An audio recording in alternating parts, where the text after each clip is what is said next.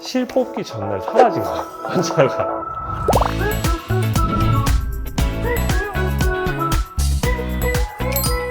안녕하세요. 슈가성형외과의 김진영 원장. 이주철 원장입니다. 원장님도 슈가성형외과 이전에도 의사로서 재직해오시고 그리고 슈가에서도 근무하시면서 다양한 환자분들 많이 만나셨을 거 아니에요.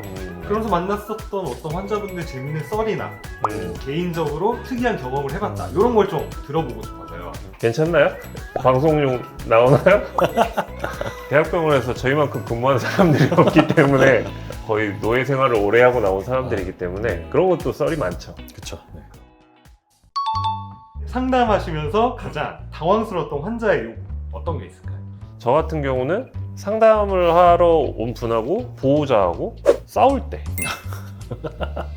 이제 엄마와 딸, 엄마와 딸인데 딸은 화려하게 하고 싶고 엄마는 자연스럽게 하고 싶고 이런 경우는 뭐 심심치 않게 보죠. 네, 네. 반대도 있어요. 네. 딸은 자연스럽게 하고 싶은데 엄마가 너 그래봐야 그거 다 작아지고 나중에 보이지도 않고 수술한 값어치도 못한다고 이제 딸을 막 나무라기 시작하고 그러면 엄마는 맨날 그런다고 막 이러고 그럼 그럴 때 누구 편 드세요? 저는 중립을 이 말도 옳고 이 말도 옳다 이렇게 가야지 서로가 만족이 돼야 되기 때문에 또 그게 정답인 경우가 많습니다. 맞아요. 네. 심지어는 이제 연인끼리 와가지고 이제 비밀 보장을 요구를 네. 수술을 한 것 같은데 안 했다고 해주세요 라고 해가지고 들어가는 경우도 있고 물론 다 요구를 맞춰드리고 그게 어렵고 나쁜 일은 아니지만 저희가 실수할까봐 굉장히 긴장을 하게 되죠.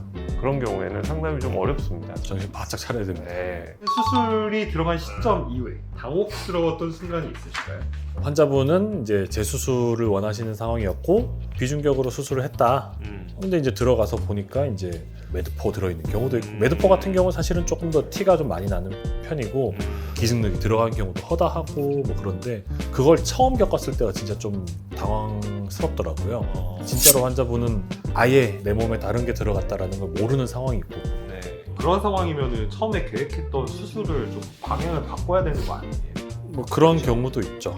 그래서 이렇게 옆방에서 문자가 날라오기도 하고 최대한 자제하려고 하고 있습니다. 저는 그렇다 치고 원장님께서는 또 이전 이력에 대해서 조금 잘못 알고 계신 분들도 있고 네. 혹은 또 조금 이렇게 말씀을 안 해주시는 경우들이 있어서 예를 들어 뭐 눈 한 번 수술을 하고 이제 제가 재수술이라고 해서 들어갔는데 절개를 했더니 이제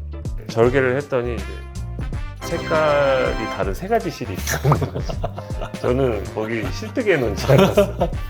실 뽑다가 이제 막 수술이 막 굉장히 길어지고 네. 그렇게 되면 문제가 뭐냐면 당연히 있을 거라고 생각을 했던 구조물들이 없다든지 훼손이 돼 있다든지 그러면 굉장히 난감해집니다. 계획을 하고 들어가는데 달라져 있으니까. 먹튀 환자 없어요? 이런 개인 병원은 나름의 룰이 있습니다. 노 결제, 노 수술입니다. 여기는 결제가 되고 나서 수술이 되는 방식이 모든 성형외과가 그럴 거고요. 네네. 대학병원은 있죠. 맞아요. 실제로 몇 번 봤습니다. 네, 저도 유명한 일화가 있는데 싸움이 났는데 네.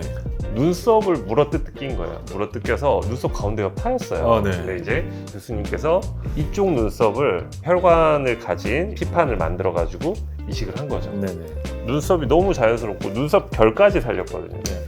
실 뽑기 전날 사라진 거야, 환자가.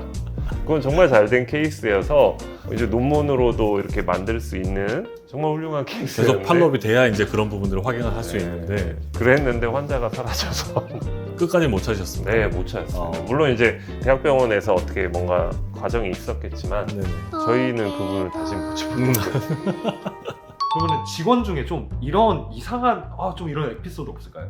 수술방 직원이었는데 첫날이니까 관찰을 하잖아요. 보통 이제 와서 열심히 보고 뭐 물어보고 막 이렇게 해야 되는데 아침 내내 왔다 갔다 하면서 전화하고 막 이러다가 점심 때 사라졌어요.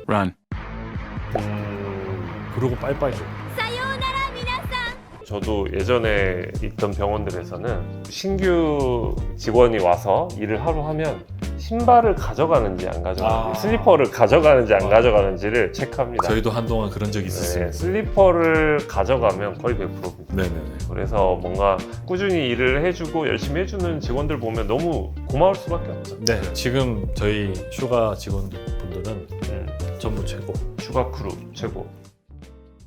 뭐 의사끼리 싸우는 거 없어요? 지금 한번 보실래? 미미. 아유, 의사생활 중 좀 힘든 걸 위로받는 순간들이 있으실까요?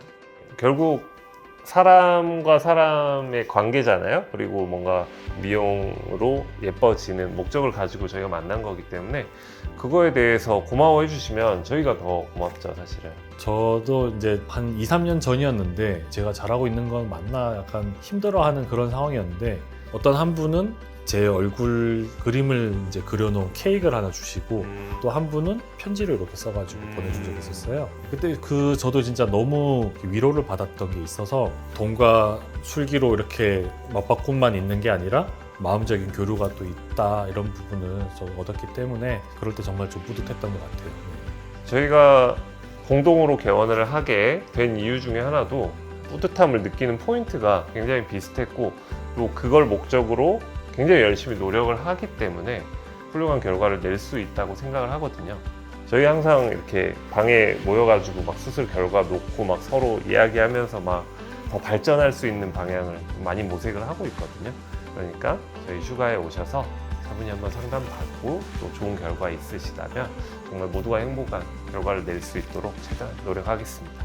네, 지금까지 영상 봐주셔서 감사하고요. 오늘도 수고하셨습니다.